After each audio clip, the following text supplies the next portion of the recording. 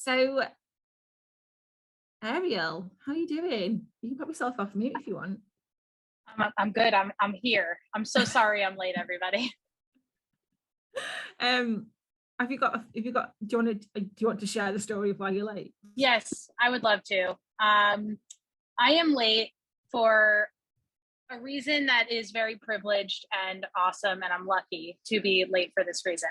I'm in Costa Rica, and I made a surfing lesson for this morning, but it ended up being an extra hour longer than it was scheduled for, which most people would love. But I was like, I got to get to my podcast people. So I was getting stressed when the last hour was happening, and I couldn't get to my phone because it was locked in a tuk-tuk, and I was stressed about it. But now I'm here, and I'm very excited to talk about podcast stuff. Amazing. I love the story. I love the stories. Lots. I love that you couldn't do this because you were there's a tuk-tuk battle. So everyone, just a quick reminder, if you've got a question for Arielle, we're gonna have like a bit of a questions session at the end, but same rules apply as the first half. In the chat, put hashtag question or just prefix question and your question for Arielle in the chat. And we are recording this section as well, so we'll pop that on our YouTube afterwards. But if you don't your face on video, then play your camera off. So Arielle, safe to say that you're a bit podcasting mad. You're the community manager at Squadcast. You're the founder of EarBuds Podcast Collective, which is a weekly newsletter and podcast. You're absolutely prolific on Twitter, and you listen to over 40 hours of audio content each week. How do you fit it all in? This week, I have to admit that I am behind on my podcast listening, and it is because I'm traveling, and I feel like I'm missing out. My ears feel empty. How do I fit it all in? I think it's not that I don't sleep. I do sleep. I just, I work at weird times. I try to optimize for when I'm best at working. So at night is very good for me. I really want to become a morning person, but it just doesn't seem to be in the cards. I also don't have kids, and I think that helps a lot. So those are some of the things. If I'm being completely honest, that is literally why I am so prolific.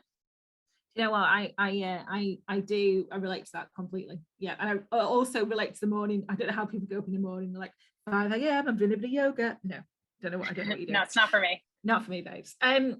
So the main reason why we asked you here today for Podcast Club was that we want to talk to you about podcast discoverability and talk through some of your podcast marketing tactics.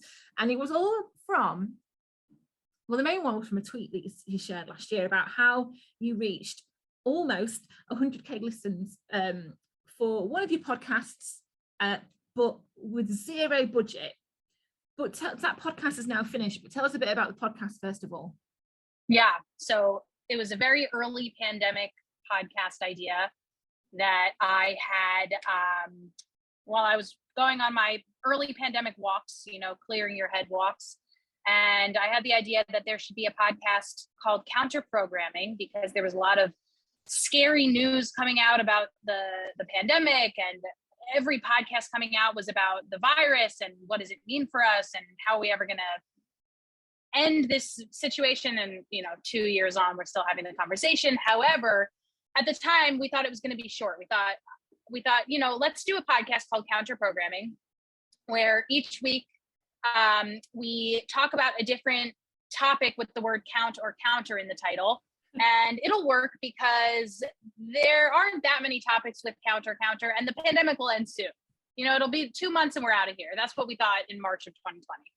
And so I called my friend and I was like, I have this ridiculous idea. And she was like, I am in. So we started with a series on countertops, and we did 4 episodes on granite, marble, steel, and wood. And then we just went on for almost for about a year. Doing counter topics. So anything with the word counter in the title. Count Negroni, Count Chocula, Count Bon Count. We could go on all day, or approximately for a year, for about 50 episodes is how long we went on. And we finished the show in June of 2021. Every once in a while, we come back with a bonus episode. If we get interviewed on another show, we'll drop that in the feed. But for the most part, we decided to sunset the show because we wanted to end it on a high note before we started really coming up with some weird topics, even though one could argue that it was weird to begin with. Love it. It just sounds like silly fun, which is what you needed during the pandemic.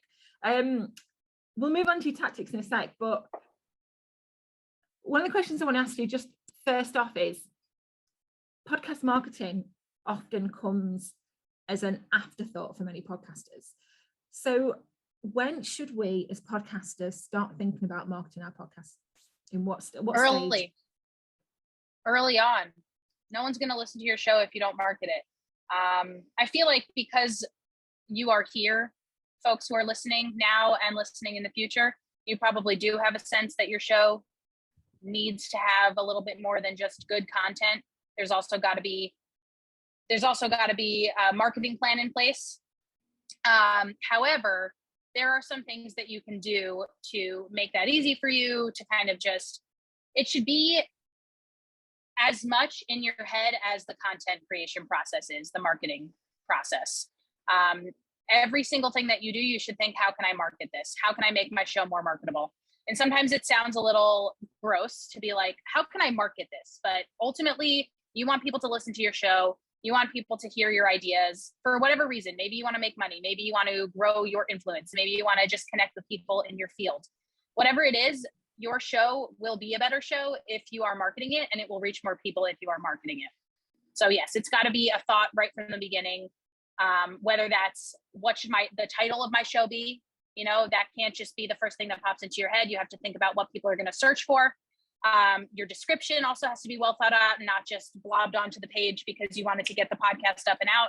It's got to be well thought out. Thank you, Steve, for putting my website. Yeah, that's the first point. The first one, the first tips that you shared was clear and concise messaging, aka overt communication. So you talk about logo descriptions, social media fonts. So what is that with the social media fonts and colors? Yeah, I think a mistake that a lot of people make, and not just podcasters, but people who are using social media to promote something that they're working on. By the way, can you hear me well? Because I do have the fan going. Yes. Okay. Fine. A mistake that a lot of creators make when using social media is trying to be on all social platforms all the time. You don't need to be on Facebook, Instagram, Twitter, TikTok, LinkedIn. You don't need to be on all of it unless you have a huge team behind you that is willing to help you. The reason you don't need to be on all of it is because when you are on different social platforms, each of those should be treated as their own platform.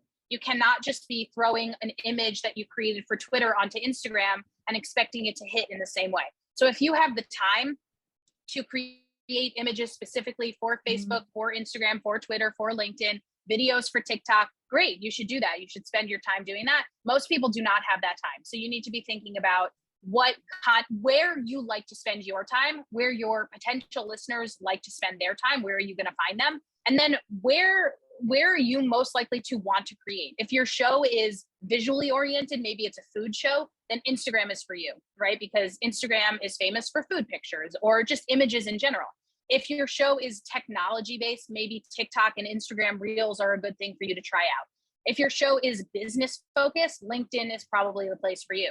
And I'm a big fan of Twitter in general, so I would just recommend being on Twitter, but we can get into that later on. What I'm talking about when I talk about fonts is another mistake that people make is going on Canva, finding nice templates, and then putting their wording into that and then uploading that.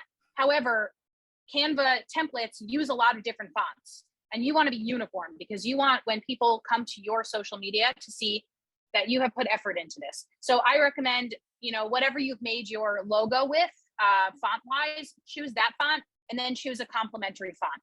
And there are some websites that you can go to find complementary fonts. So for example, if your podcast cover art is made with a sans serif font, maybe you want to try a serif font for your secondary font. When it comes to colors, I would also choose 2 to 3 main colors and then 2 more secondary colors. And those are the elements that you will use to create the images that go along with your podcast. This is branding, isn't it? This is we're talking about branding here, aren't we? Mm-hmm. Yeah. And I often, when I'm doing my podcast workshops, talk about the listener journey. So how you get them in, and then how they listen, and where do they go afterwards. So this bit is crucial, the branding bit. And you said that your logo for the podcast was, you said it was cute as fuck, which it was.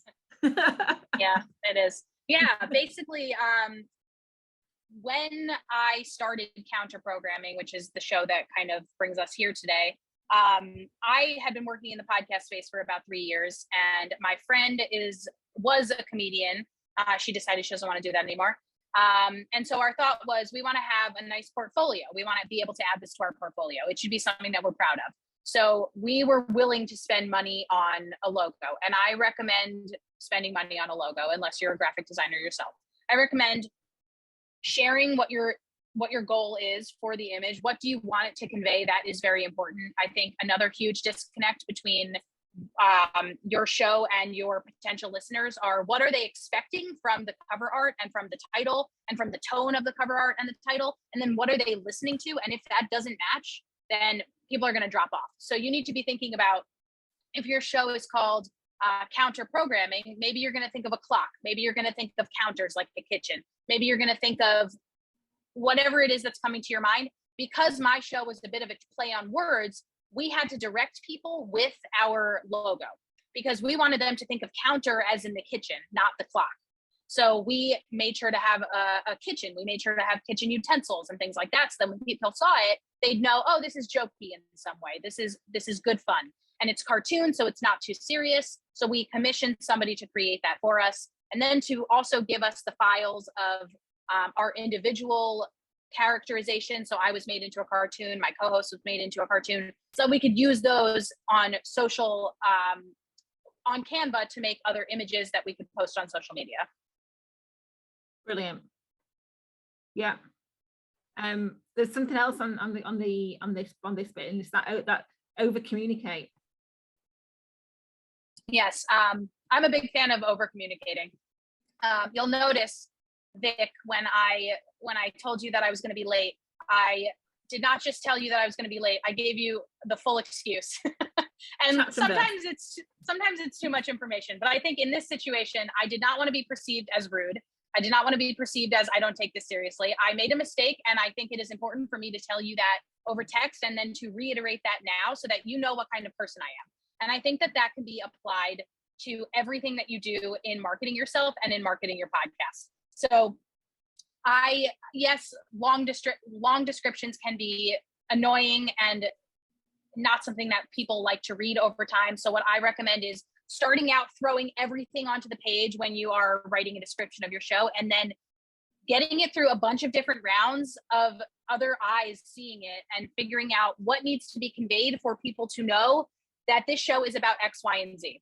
So say my show is about counter programming. We started off with, counter programming is a show that came from the brain of Arielle while she was going on a walk during COVID-19. And that's too much information. We don't need all of that, but it is good background for me to play in my head to know how I got to where I'm going. But we then sent that to friends and friends and friends. And we said, okay, what actually makes sense here? What do you need to know in order to decide if you're going to tune into this show or not?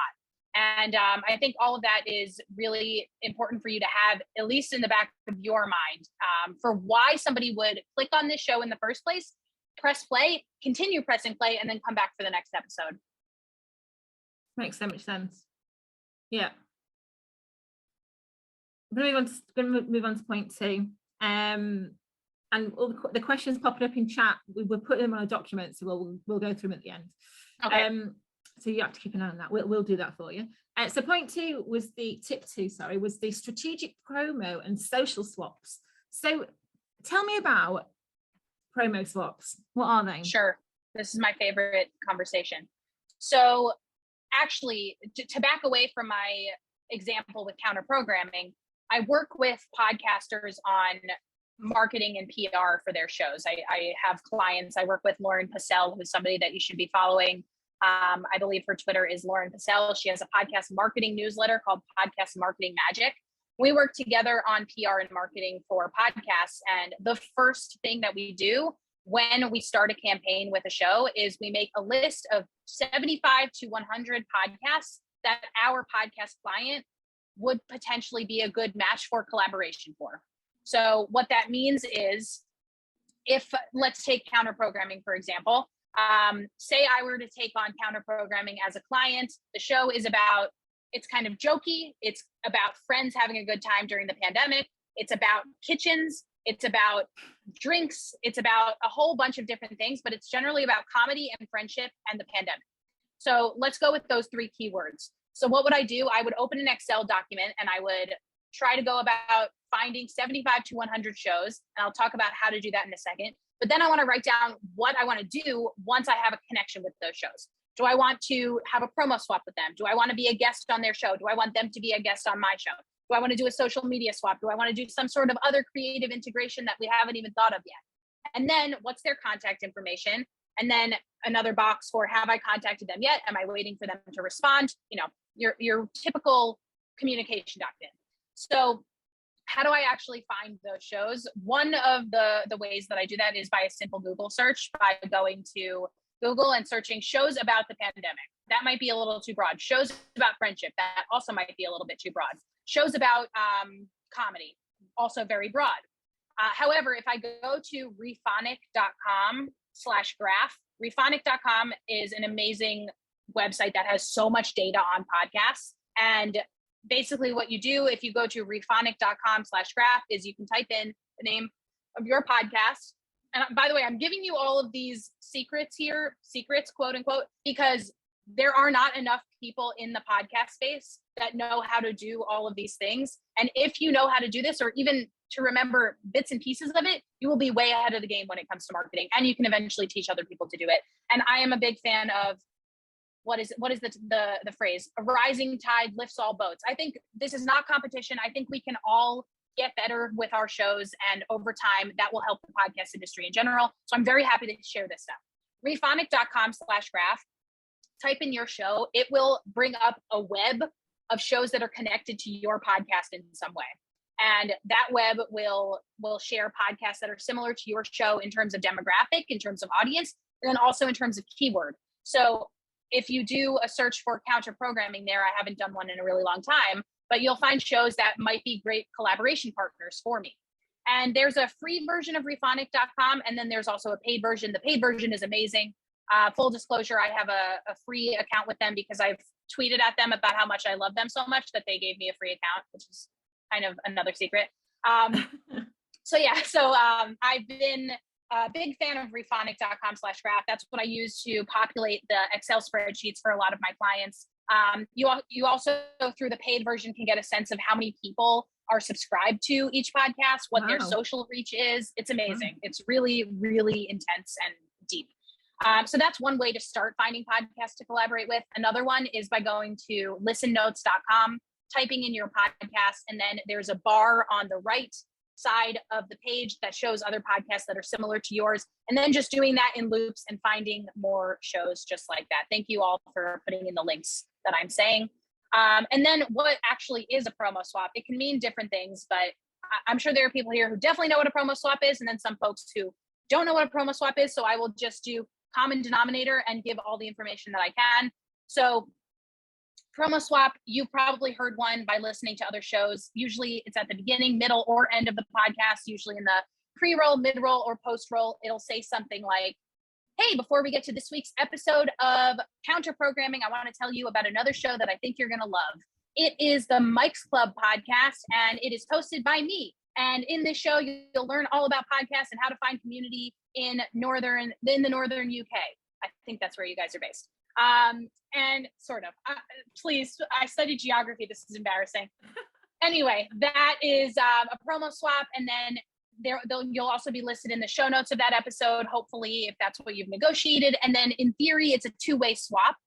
So you'll have an ad run on their show. They'll have an ad run on your show. And it can be a two-way swap, one for one. But if the show that you want to connect with is much bigger than yours, you might offer 2 ads in exchange for their one. And maybe that's 2 ads, one in the pre-roll, one in the mid-roll, or maybe it's just 2 weeks in a row. So lots of different ways to do promo swaps. You could also get more creative with it. It could be you voicing the ad, or it could be them sending in a voice clip for their show. I recommend you reading it because your listeners know who you are and they trust you. They don't know this new voice. You want to ease them into it. What's the difference between a promo swap and a feed drop? Yes, good question.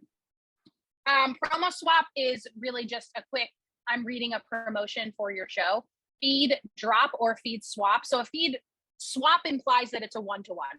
Drop implies that I am putting it in my feed and you might not be doing that. You might be doing something else in order to make it equal. Or maybe I'm just paying for my show to run on your podcast because I have budget and your audience is big enough and it matches enough that it would really make sense for me to pay to have your audience hear my episode.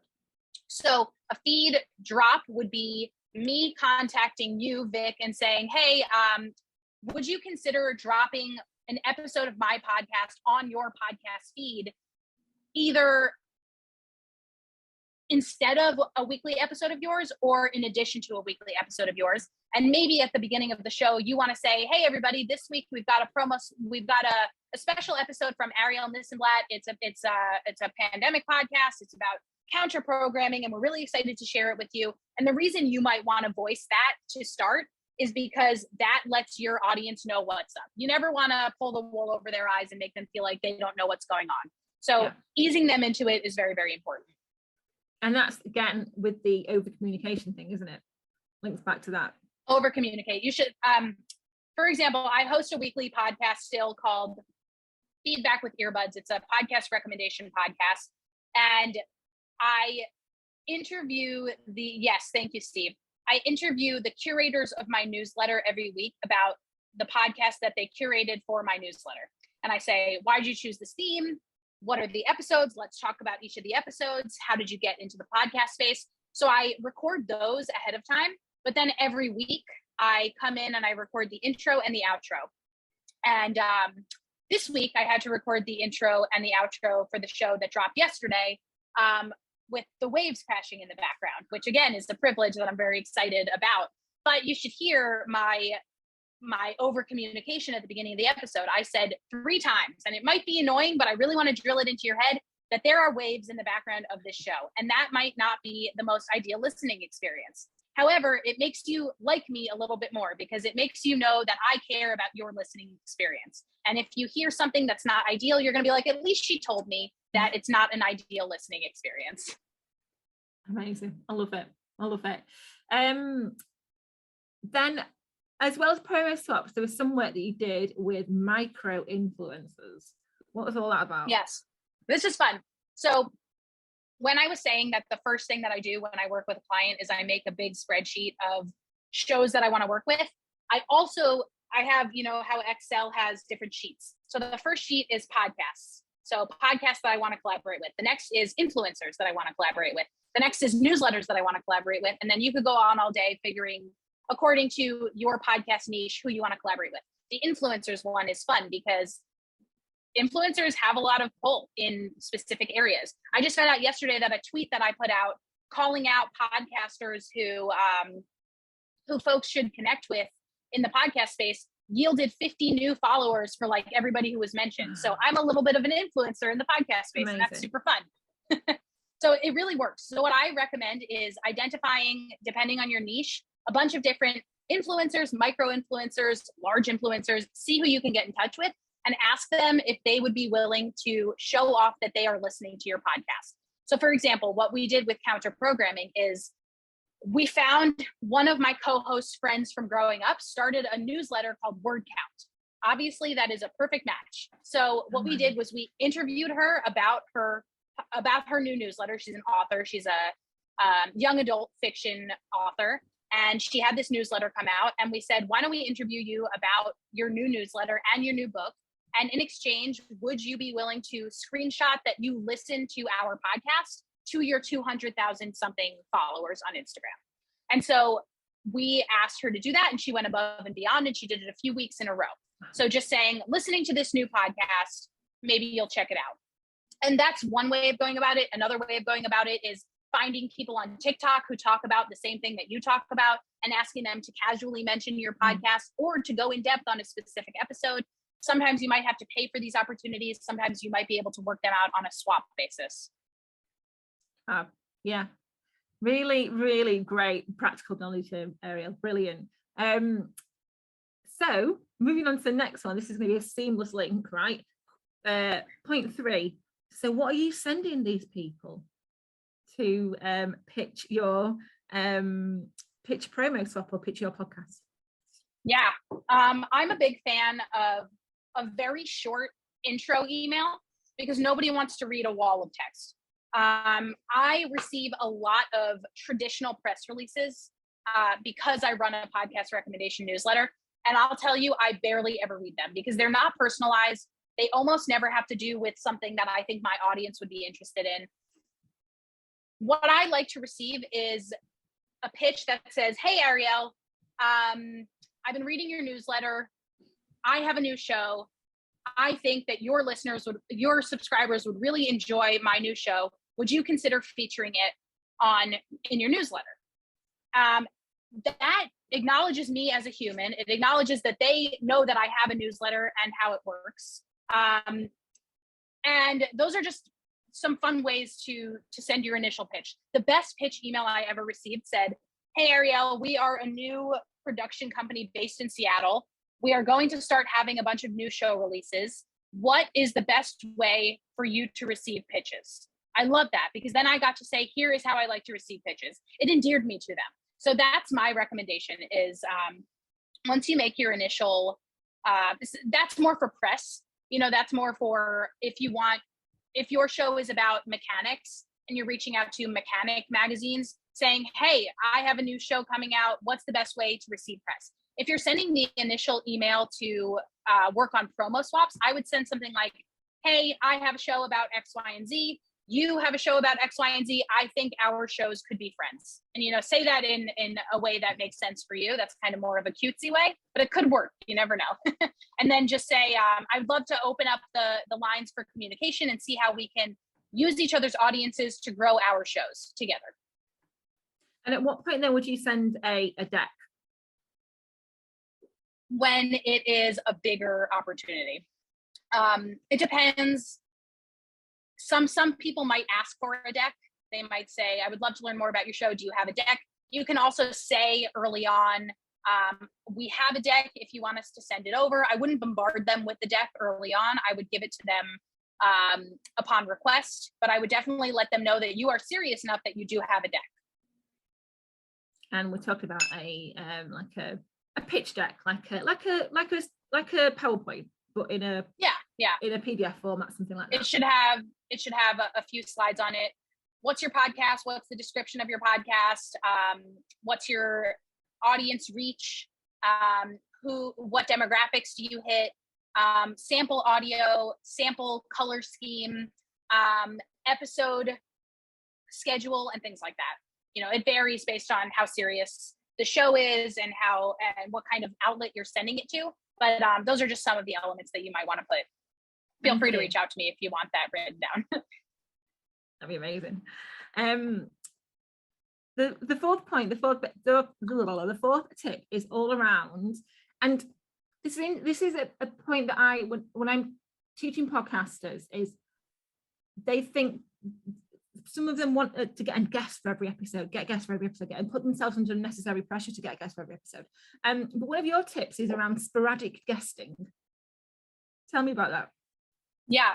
So counter programming, we were lucky because we did not intend for the show to be an interview show. It was more of a show that focused on the relationship between me and my co-host. But guest opportunities allow for you to potentially have collaboration opportunities. Like I said before, when we had the author on our show, she agreed in exchange to post about us on Instagram. So we were very smart about guests when we had guests. And the guests that we had were very high quality and they added to the show. They were complementary to the show. So for example, we did one episode on countertenors. And I had no idea what a countertenor was before. It's a very high operatic pitch. So I happened to have a friend of a friend who is a countertenor, who is in the Sydney Symphony or Orchestra or something. Please forgive me for being so unaware. It was a long time ago. So we reached out to this guy and he was on the show and he sang for us. And because he has a big following, that was a really great get for us because he shared it all over social. And it was also cool for us to say that we had a real live countertenor perform on the show.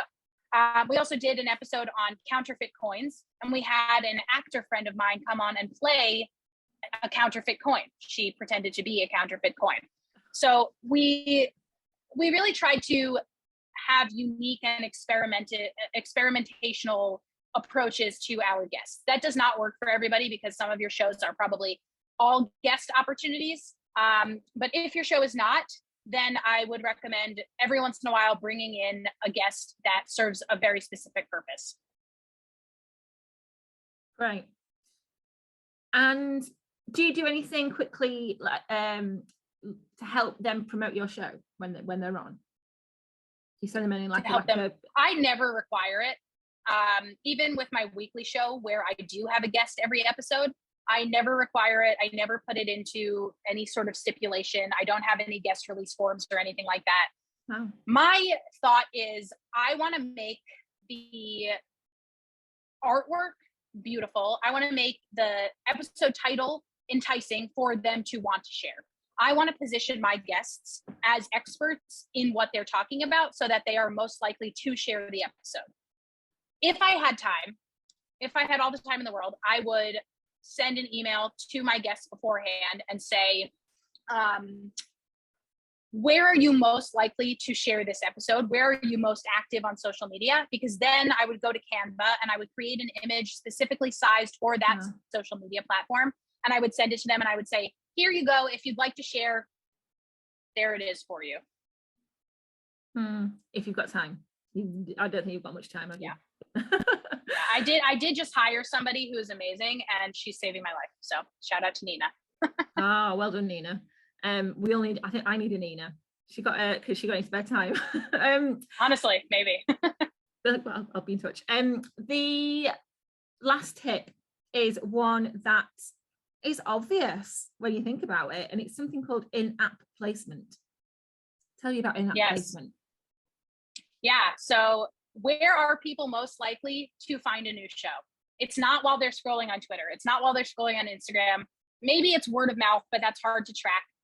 When people are ready to listen to a new show, they are scrolling on their app of choice. So if you can hit them on their app of choice with your cover art, and your cover art is beautiful and it reflects what your show is going to be about, and then they listen to the trailer for 10 seconds and they're like, wow, I like this, they're going to continue listening.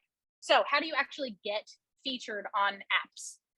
First of all, what you should do is know that there are many apps out there beyond just Apple and Spotify. There is, I'm just going to name a few, Castbox, Overcast, Deezer, Sounder is sometimes an app. There's so many apps and there's more coming out every day and it is hard to keep track of them.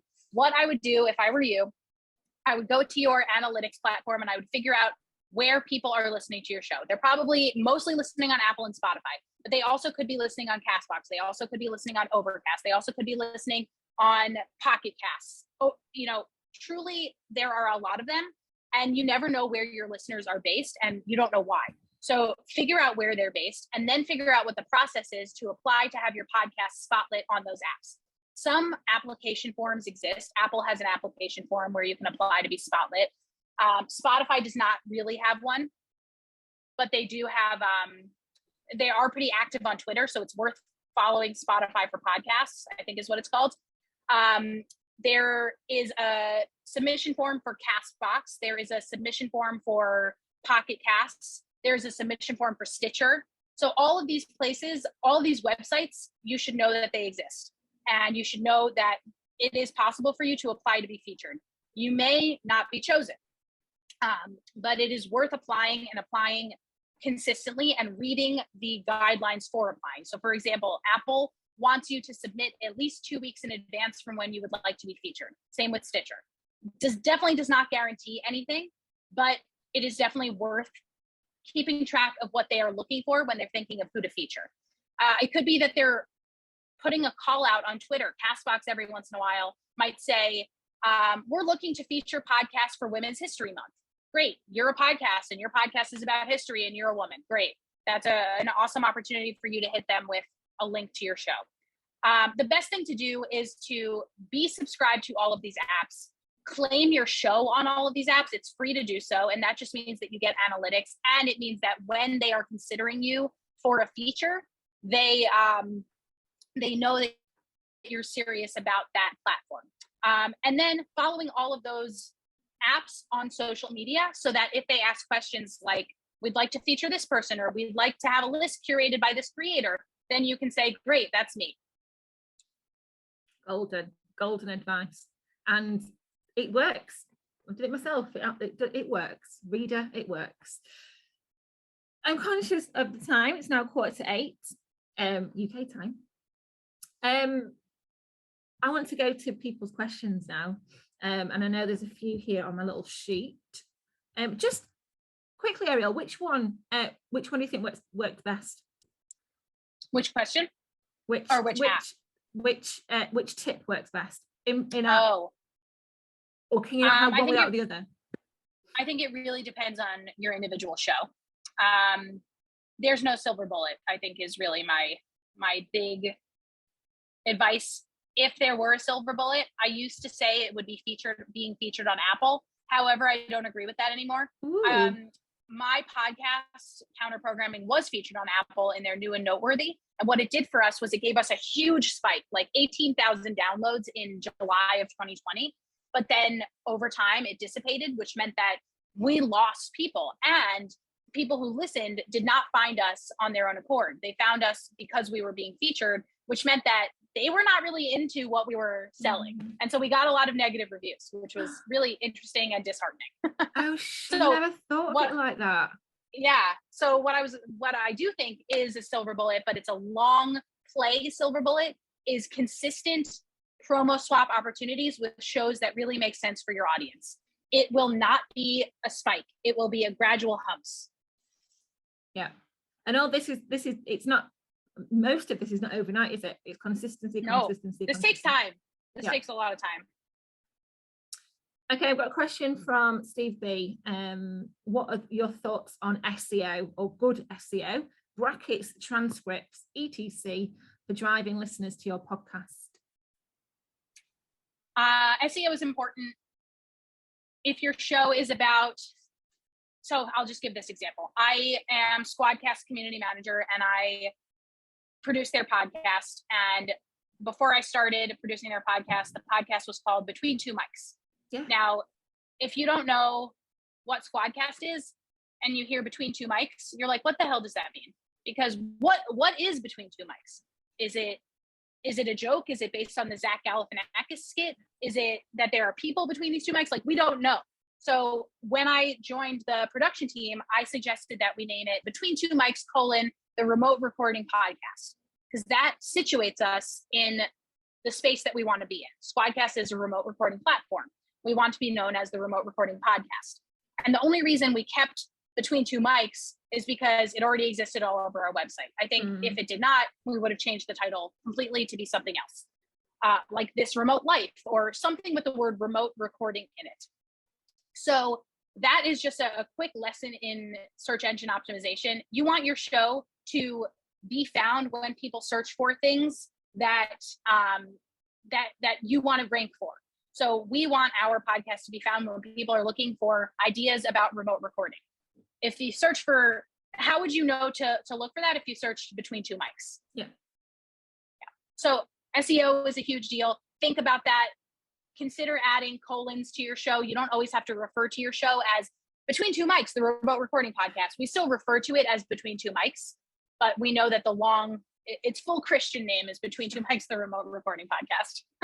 It's Sunday names, you call it in yeah. What are your thoughts on launch events for podcasts? In person, virtual, it's fun. If depends on your show, depends on your already existing audience, depends what kind of giveaways you can get. I think a lot of people at this point are sick of Zoom. So if it's going to be Zoom, you've got to really think in advance about how you're going to make this a unique opportunity for people. Why do they want to spend another hour of their time on the computer? What is going to be different at this Zoom event than another Zoom event? Consider sending people things in advance, which means you have to have an RSVP list, and you need to know that people are actually committed to coming because you're going to be spending money on them. I just did a Valentine's Day event for women in the podcast space, and we sent everybody candy in advance because that is a little bit sweet and gets people a little bit excited about spending another hour on the computer. In-person events are awesome if you have the bandwidth. Obviously, it takes time. I love in-person events. I love podcasters getting together, podcast people getting together. But again, I would think about how you can make your launch event, even if it is in person, different than just like hello, we have a new show. I attended a launch event for a podcast called Masala Jones in 2019. It was at the time the first scripted comedy about an Indian American porn star. Really specific and funny. Really good show. What they did at their launch event, they had a photo booth, they had drinks, they had this, they had that. Then they made a mistake, which was that they had us listen to the first episode of their show. Doesn't sound like a mistake off the bat, right? Like, yay, that's great. We're all going to listen to the show. However, where were we supposed to look while we were listening to the show? Right? So we were all in this room and we were like, what the hell? Like, we were all like, ha, funny. So my suggestion was, if they were to do it again, they should play a drinking game. So every time the word penis is used, take a shot or take a sip of your drink. Anything to get the people continuing to be excited about listening to this like tape. Or you could one up them and actually perform the first episode live. Nice ideas. Have you been to any, apart from the one where you sent out sweets, have you been to any interesting podcast launches on Zoom? On Zoom? Yeah. I have not. Okay, well, that's a challenge. That's a challenge. Please invite me. Oh yeah, well, you'll have to come over here. We'll do one in person, shall we? Anne McGinley wants to know, how do we get on your podcast newsletter? That's such a good question, and that gets me to my favorite. I didn't talk about this. Newsletters, podcast newsletters are a really big opportunity for promotion. So first of all, I recommend subscribing to all of the podcast newsletters out there, both recommendation newsletters and industry newsletters. And if you go to Google and search podcast newsletters, you'll find many lists. I recommend subscribing to all of them. Not only because I run one, but also because I think it's a really great way of staying in touch with what else is going on in the podcast space. Yeah. From the recommendation side, it's about knowing what other shows are being launched that might be similar to your show. And that could mean that you could collaborate with them. And it could mean that you should be aware of how to differentiate yourself from them. Yeah. On the industry side of things, you'll learn things like Amazon is creating a new social audio app. How can you leverage that to your advantage? Yeah. You'll learn things like Spotify is doubling down on video podcasting, and you can consider, should I double down on video podcasting? You'll learn about all of these things by subscribing to these newsletters. And then also, a lot of these newsletters have opportunities for you to pitch yourself for inclusion in those newsletters. A lot of them have sections that's like, what am I listening to this week? Or new podcast releases, things like that. Sometimes it's as easy as replying to them and saying, hey, like I said earlier, my show would be a really great fit for your audience. Would you consider featuring me? Or it's sending them a more thorough press release or email pitching yourself. How do I'm sweating, Rebecca. Yes, so for my newsletter is pretty easy because I'm very obvious about the fact that each week is curated by a different person and anyone can curate a list. And when you curate a list, you can include one of your own episodes. I am very clear about that. A lot of newsletters are not as clear. People pitch me all the time. They say, how do I get featured in your newsletter? What's the process? And truthfully, the process is read the newsletter and you'll see every single week that you can pitch yourself to be featured. Arielle, this event was featured in a newsletter just this morning. Yeah. And we featured in the EarBuds one and also Pod Bible one as well. So They'll feature events as well if you've got anything related going on. Michelle's asked a bit of an intricate question about how do you go about finding the email addresses of the people that you want to pitch to? Oh, I love this question. Thank you for asking. If you go to listennotes.com, well, first let me back up. Every RSS feed has an email address in it, and RSS feeds are public. So if you go to listennotes.com and search for a podcast and then click on the little RSS tab, and then you do a little command F, the search function, and then use the @ symbol, you'll find an email address.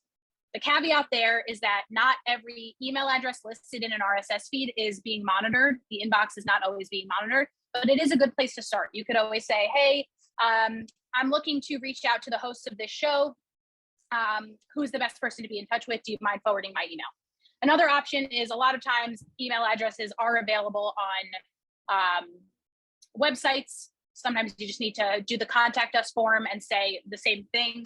I'd love to collaborate with the show. Who's the best person to be in touch with? Another thing to do is find them on Twitter, find them on Instagram, DM them and say the same thing. I'd love to be in touch. Who's the best person to be in contact with? Those are your best bets. One final question for you, Arielle. So some people might say, oh, it took me ages to make my podcast. It took me months to make this episode. This all just seems like a bit of too much effort. To that, I say, you should have thought about it from the beginning. Sorry. Let me give a nicer answer. You now know for the future that you do need to have marketing in mind for everything. You have a few options here. I would focus on choose the thing that seems most valuable to you. Do you have time to make a list of all the podcasts that you want to collaborate with? Do you have time to make a list of all the podcasts you want to collaborate with, but then give that task to somebody else to pitch to? That's possible. You could pay somebody to do that for you. You could also just start with 5 shows that you want to collaborate with. It doesn't have to be 75 to 100. It could be 5 shows that you think would be great collaboration partners. Send out those emails, monitor your inbox, make those connections. If it yields positive results for you, do it again. Great tips. Really, really actionable stuff we've taken away from tonight or today or this morning, wherever you are in the world. That's it. Thank you very much, Arielle Nissenblatt. I feel like I need to call you by your full name every time I say it. Arielle, you need to go off and enjoy it. How long have you got left on your holiday? Till the 15th. So I got some time. Oh, amazing. What any nice plans for later today? What are you doing? What are you getting up to? Make us all jealous. I think I'm going to go snorkeling. Oh, look at that. This is the life, isn't it? Thank you so much for taking the time out of your holiday to speak to us at Mike's Thank you. And I'm Podcast so sorry that I was late, everybody, again, over communicating. Hey, don't worry about it at all. So if you have enjoyed Mike's Podcast Club, the March edition, then come to the April one. We're going to be talking back to basics, and it's going to go live on Meetup in about 10 minutes when I've come off this chat. If you also have learned something from today, or just like the cut of our jib, consider buying us a brew so we can keep doing these podcast clubs, paying for Zoom, paying for Meetup. The Buy Me a Coffee link is in the chat. And this talk will be going live in a couple of weeks on YouTube. Everyone here will get $20 off their first month at Squadcast too. I use Squadcast to record all my remote recordings. It's brilliant. So finally, enjoy the rest of your evening. Thank you so much for coming. Thanks for keeping with us. Big thanks for Charles for helping organise this as well. And big thanks to Arielle. We'll see you in April for Back to Basics. See you later, everyone. Bye-bye.